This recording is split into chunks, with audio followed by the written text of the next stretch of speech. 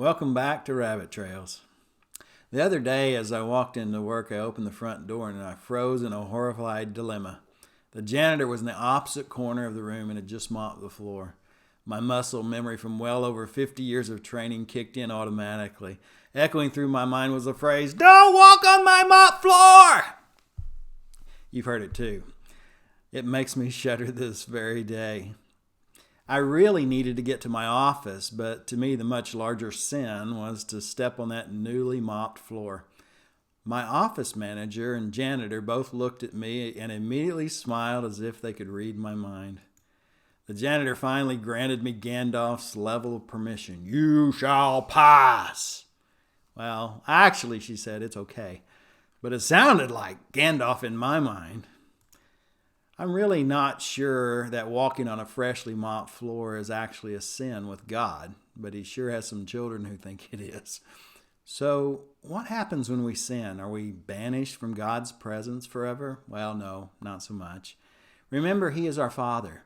He is certainly disappointed, wants an apology, and would really like for it not to happen again, but he still loves us. Since we're on rabbit trails, let's chase one here. God is our Father, not our grandfather. My grandfather would let me get away with more than Dad did. That's because he could send me home and not have to deal with the fallout. But Dad was responsible, so he made sure I would fly right. The second chapter of John addresses this very situation.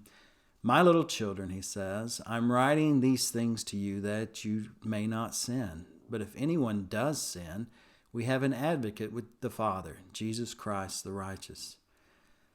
The first sentence tells us the purpose for the book. So that you may not sin.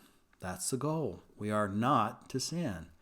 That's why I froze in the entrance. I was in a strait betwixt two. Should I be late for work or walk on the sacred floor?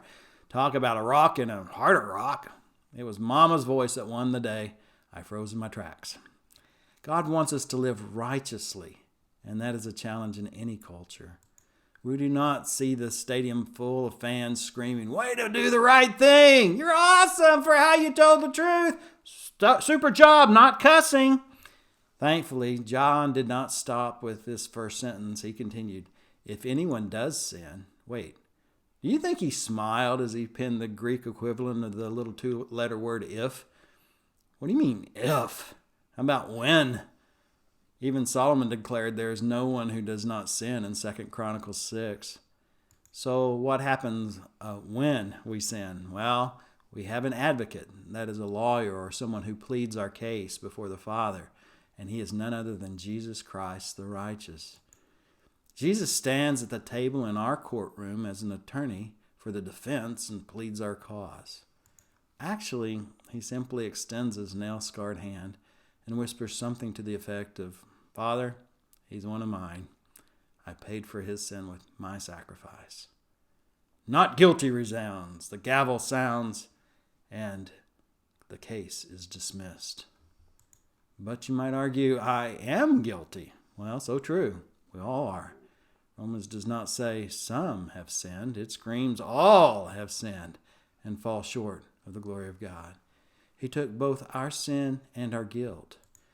Let him get rid of it and get on with living more like him today than you did yesterday. And watch out for those freshly mopped floors. See you next time on Rabbit Trails.